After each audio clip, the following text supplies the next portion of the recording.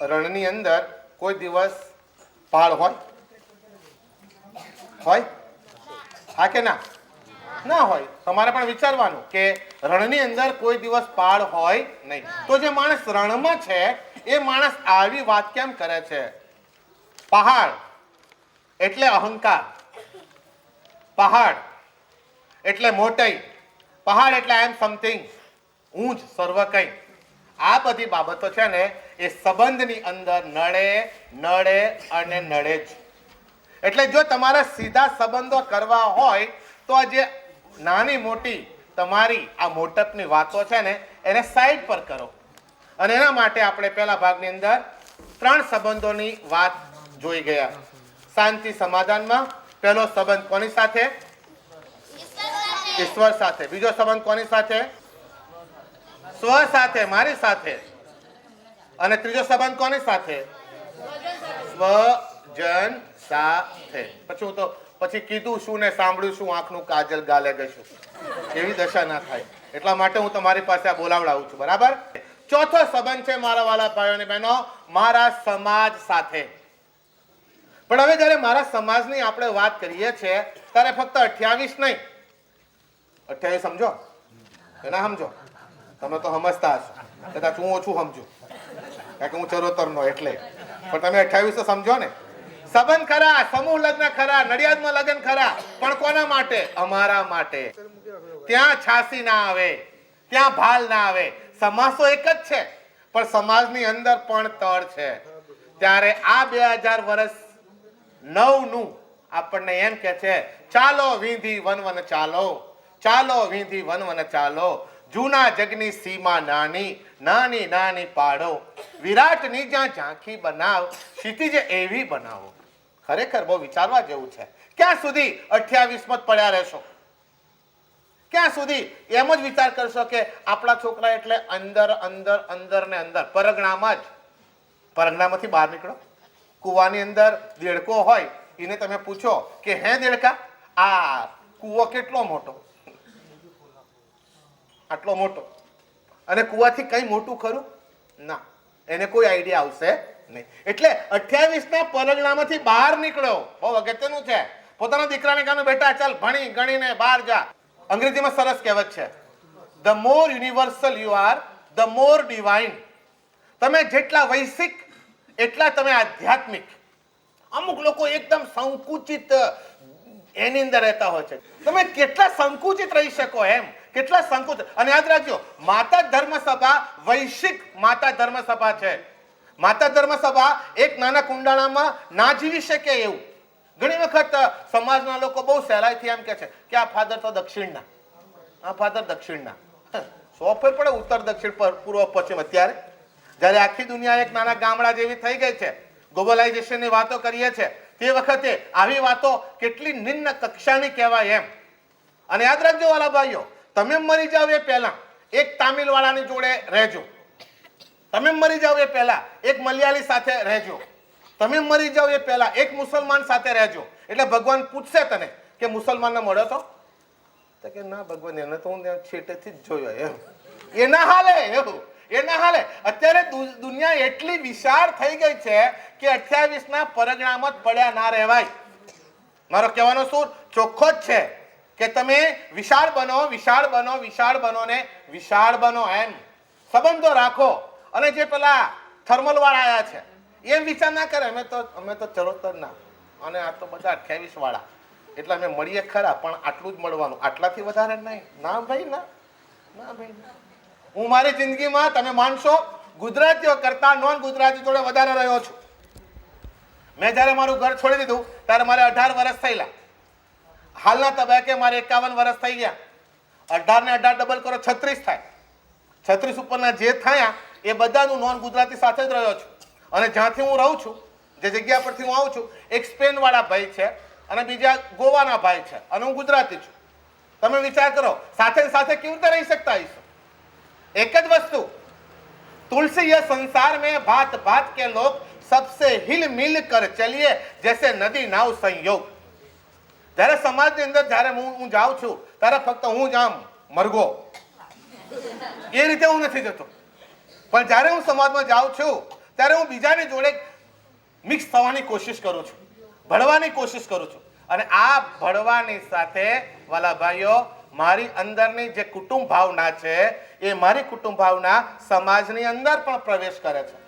ભજન આપણને બહુ સરસ કહે છે, ઘરના સૌએ સંપીને રહેતા એકબીજાને દોષ ન દેતા. શું કરો વાંક કાઢવાનો?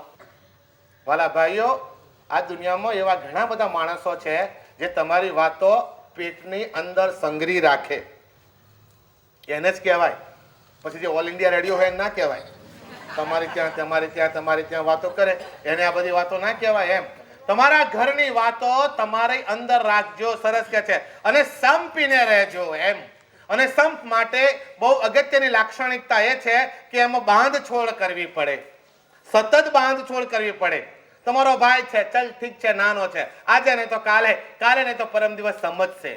ઘરના સૌએ સંપીને રહેતા એકબીજાને દોષ ન દેતા. નાના મોટા સર્વે સમાન. એ ઘરે આવે છે ભગવાન. પ્રેમ ત્યાં પરમેશ્વર. બરાબર. હું મારા સમાજની અંદર, હું મારા ઘરની અંદર, હું મારા સ્વની અંદર એ પ્રેમનો અનુભવ ન કરું તો હું કોઈ દિવસ શાંતિનો અનુભવ કરી શકું જ નહીં. શાંતિના માટે પહેલામાં પહેલી શરત એ છે કે મારે સમજદારી મારામાં હોવી જોઈએ. મારા ભાઈના લગ્ન છે. મારા ભાઈએ લગ્ન માટે અમને ફક્ત 10,000 રૂપિયા આપેલા, એટલે હું પણ મારા ભાઈને 10,000 રૂપિયા આપું. અમુક લોકો ચાંદલાની પેલી એક નોટ લખતા હોય છે, નોટ.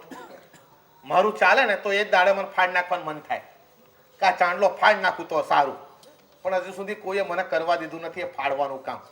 ચાંદલો શું કરો ફાડી નાખવાને એને ખબર. કારણ કે પછી હું એ ચાંદલાની નોટને રાખી મૂકું અને પછી કહું કે જ્યારે મારી છોડીના લગ્ન હતા ત્યારે 5 રૂપિયો ચાંદલો કરેલો, એટલે અત્યારે હું 5 રૂપિયો ચાંદલો આપું. કેટલી વિચિત્ર માનસિકતા છે આ. તે વખતે ભાવ કેટલો હતો ને અત્યારે ભાવ કેટલો છે વિચારો. એમ મારી પોતાની ફરજ બને છે કે હું ચાંદલો કરું, તે વખતની મારી પોઝિશન પ્રમાણે ચાંદલો કરું, નહીં કે પેલાડે મને શું આપેલું એટલો હું ચાંદલો કરું. માણસ સુખી ક્યારે થાય વાલા ભાઈઓ? અન્યને સુખી કરવામાં સુખી થાય. હું જ્યારે તમને સુખી કરું એ પ્રક્રિયામાં હું સુખી થાવ.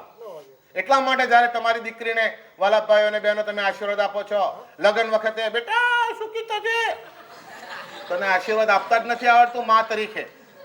નહીં, તું મા તરીકે આશીર્વાદ આપતા એને શું કહેવાનું? બેટા પેલાને સુખી કરજે, હા તારા ફંટુસને સુખી કરજે.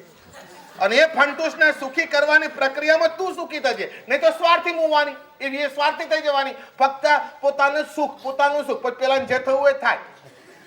મારા પગ ના દુખવા જોઈએ, પેલાને જે દુખે મારે શું, આ પોઝિશન ના થાય. એટલા માટે વાલા ભાઈઓ અન્યને સુખી કરવાની પ્રક્રિયા. અને પાંચમું બહુ અગત્યની બાબત છે, સમગ્ર મનુષ્ય જાત સાથે સમાધાન.